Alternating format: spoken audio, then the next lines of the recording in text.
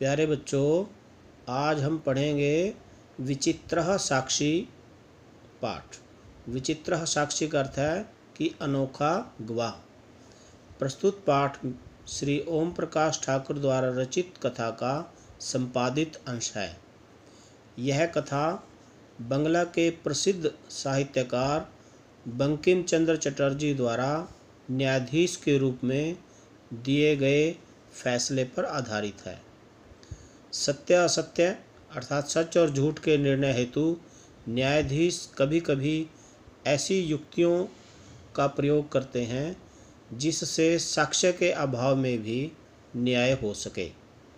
इस कथा में भी विद्वान न्यायाधीश ने ऐसी ही युक्ति का प्रयोग कर न्याय करने में सफलता पाई है। अब हम इसको पढ़ते हैं। कश्चन निर्धनो जनः भूरि परिश्रम में किंचित वित्तम उपार्जितवान। किसी निर्धन व्यक्ति ने अत्यधिक मेहनत करके कुछ धन कमाया। तेन स्वपुत्रम एकस्मिन् महाविद्यालये प्रवेशं दापयितुं सफलो जातः।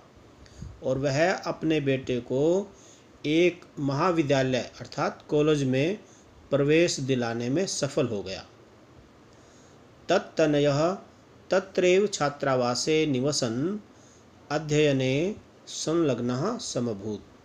उसका बेटा वहीं छात्रावास में रहते हुए अध्ययन में लग गया।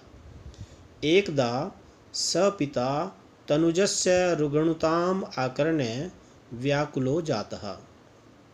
एक बार वह पिता बेटे की बीमारी को सुनकर बेचैन हो गया।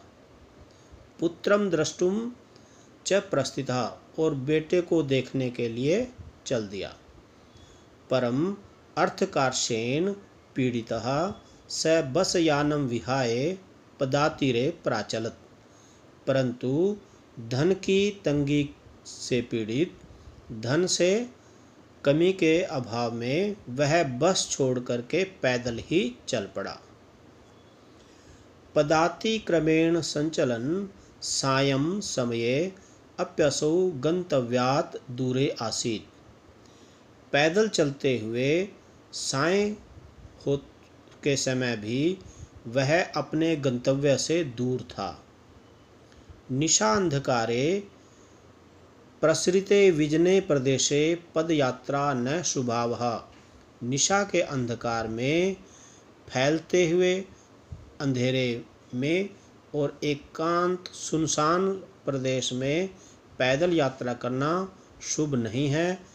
एवं विचार्य ऐसा विचार करके स पार्श्वं स्थिते ग्रामे रात्रि निवासं कर्तुं किंचित गृहस्थम् उपागतः। वह पास में स्थित गांव में रात्रि निवास करने हेतु किसी गृहस्थी के पास गया। करुणापरो गृही तस्मै आश्रयं प्रायच्छत्। दयालु उस गृहस्थी ने उसे आश्रय प्रदान कर दिया अर्थात उसको रहने के लिए रख लिया। विचित्रा दैवगति और भाग्य की विचित्र गति। तस्यामेव रात्रौ तस्मिन् गृहे कश्चन चोरः गृह आभ्यन्तरं प्रविष्टः। उसी रात्रि में ही उस घर में कोई चोर प्रवेश कर गया। तत्र निहिताम एकां मंजूषाम् आदाय पलायितः। और वहाँ रखी हुई एक पेटी को लेकर के भागा। चौरस्य पादध्वनिना प्रबुद्धो अतिथिः चौरशंकया तम अन्वधावत अगृह्णाच। चोर के पैरों की ध्वनि से जागा हुआ अतिथि चोर की आशंका से उसके पीछे दौड़ा। तम अन्वधावत अगृह्णाच और उसको पकड़ भी लिया। परम विचित्रम अघटत परंतु विचित्र घटना घटी। चौरः एव उच्च ही क्रोशितुम आरभत। वह चोर ही उच्च स्वर से बोलने लगा, चौरो अयम कि यह चोर है, यह चोर है। तस्य तारस्वरेण प्रबुद्धा ग्रामवासिनः, उसकी तेज आवाज़ से जागे हुए ग्रामवासी स्वगृहात् निष्क्रम्य अपने घरों से निकलकर तत्रागच्छन् वराकम अतिथिमेव चोरम मत्वा अभर्त्स्यन्, वहाँ आकर के बेचारे अतिथि को ही चोर मान करके उसको डांटने फटकारने लगे। यद्यपि ग्रामस्य आरक्षी एव चोर आसीत्, यद्यपि गांव का रखवाला अर्थात वह सिपाही ही चोर था। तत्क्षणमेव रक्षापुरुषः तम अतिथिं चोरोऽयम् इति प्रख्याप्य कारागृहे प्रक्षिपत्। उसी क्षण सिपाही रक्षा पुरुषों ने उस अतिथि को चोर कह करके जेल में डाल दिया। अग्रिमे दिने स आरक्षी चौर्याभियोगे तम न्यायालयं नीतवान्, और दूसरे दिन अगले दिन वह सिपाही चोरी के मुकदमे में उसको न्यायालय ले गया। न्यायाधीशो बंकिम चंद्र उभाभ्याम पृथक पृथक विवरणम श्रुतवान, और न्यायाधीश बंकिम चंद्र ने दोनों से पृथक पृथक विवरण सुना, दोनों का अलग अलग व्याख्यान सुना। सर्वं वृत्तम अवगत्य स तम निर्दोषम अमन्यत, और सारा वृत्तांत जान करके उसने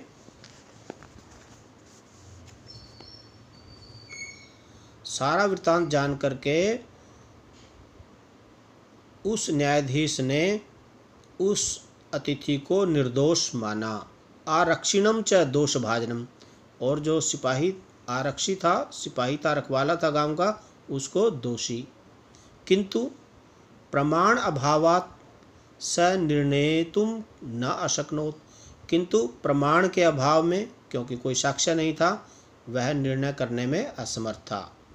ततो असौ तौ अग्रिमे दिने उपस्थातुम आदिष्टवान, तब उस न्यायाधीश ने उन दोनों को अगले दिन न्यायालय में उपस्थित होने का आदेश दिया। अन्येदुः तौ न्यायालये स्वस्वपक्षं पुनः स्थापितवन्तु, और अगले दिन उन दोनों ने न्यायालय में अपना अपना पक्ष फिर स्थापित किया, फिर रखा।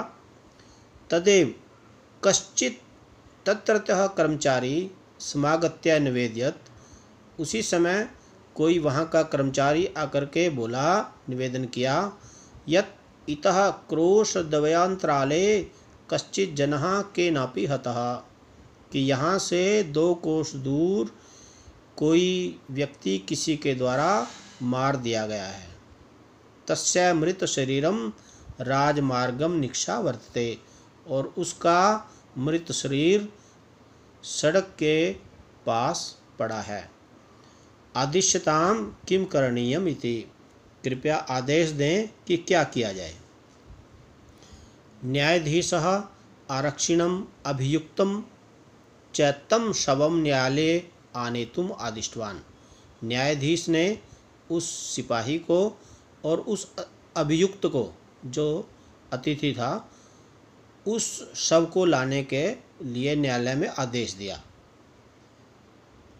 मतलब जो सिपाही और जो जिसके ऊपर मुकदमा चलाया गया था अतिथि, उन दोनों को ही उस शव को न्यायालय में लाने के लिए आदेश दिया। आदेशम प्राप्य उभौ प्राचलताम, और आदेश प्राप्त करके दोनों चल पड़े।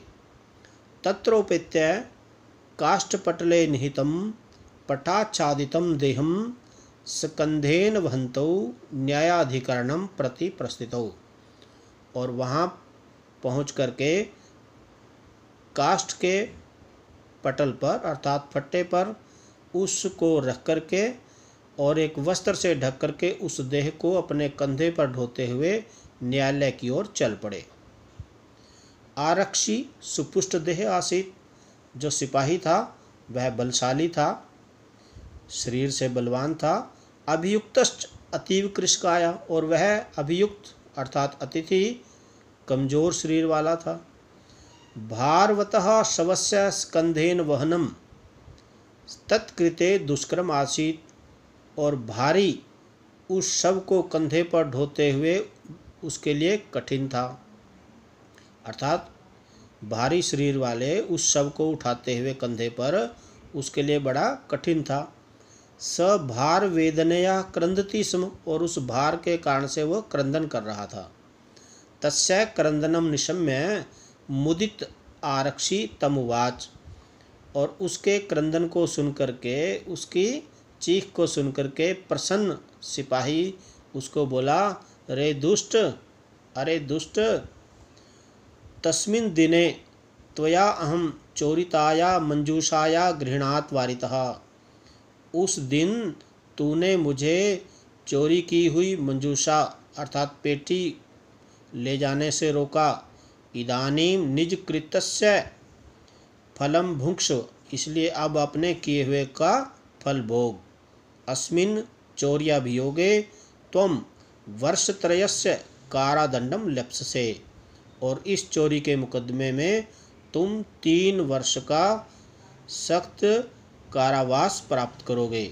इति प्रोच्य उच्चै हसत, और ऐसा बोल करके उच्च स्वर में हंसने लगा। यथा कथंचित उभौ शवम आनीय एकस्मिन् चत्वरे स्थापितवन्तौ, किसी तरह से उस शव को वो दोनों ले आकर के एक चौराहे पर स्थापित कर दिया, रख दिया। न्यायाधीशेन पुनस्तौ घटनायाः विषये वक्तुम आदिष्टौ, और न्यायाधीश ने उन दोनों को फिर घटना के बारे में बोलने के लिए कहा।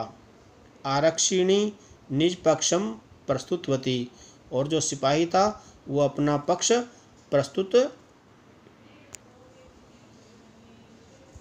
आरक्षिणी निज पक्षम प्रस्तुतवती आश्चर्यम अघटत, और जब आरक्षी जो सिपाही था वो अपना पक्ष प्रस्तुत कर रहा था तो एक घटना घटी। स शवः प्रावारकम अपसार्य, वह जो शव था वह अपना कपड़ा हटा करके, वस्त्र हटा करके न्यायाधीशम अभिवाद्य निवेदितवान, और न्यायाधीश को नमस्कार करके बोला, मान्यवर, एतेन आरक्षिणा अध्वनि यदुक्तम तद वर्णयामि, कि इस सिपाही ने मार्ग में जो कहा मैं उसको बताता हूँ। त्वया अहम चोरिताया मंजूषाया, तूने मुझे चोरी की हुई मंजूषा ग्रहणात् वारितः, ग्रहण करने से रोका है। अतः निज कृत्यस्य फलम भुंक्ष, इसलिए अब अपने किए हुए का फल भोग। अस्मिन् चौर्याभियोगे त्वं वर्षत्रयस्य कारादंडम लप्स्यसे, और इस चोरी के मुकदमे में तुम 3 वर्ष का कारादंड प्राप्त करोगे। न्यायाधीशः आरक्षिणे कारादंडम आदिश्य तम जन्म ससम्मानम मुक्तवान, और न्यायाधीश ने उस सिपाही को कारावास का आदेश दे करके और उस अतिथि को ससम्मान छोड़ दिया, अर्थात आदर के साथ छोड़ दिया। अतएव उच्यते, इसलिए कहा जाता है, दुष्कराण्यपि कर्माणि मति वैभवशालिनः नीति युक्तिम समालंब्य लीलये प्रकुर्वते, कि मति वैभवशालिनः, बुद्धिमान लोग, दुष्कराणि अपि कर्माणि, कठिन से कठिन काम को भी नीति और युक्ति का आश्रय लेकर के लीला पूर्वक अर्थात बड़ी आसानी से ही उसको हल कर लेते हैं। जिस प्रकार न्यायाधीश ने ये एक युक्ति से काम लिया और उस व्यक्ति को, आरक्षी को, जो वास्तव में ही दोषी था, उसको पकड़वा दिया। अब आशा है कि आपको ये पाठ समझ में आ गया होगा। धन्यवाद।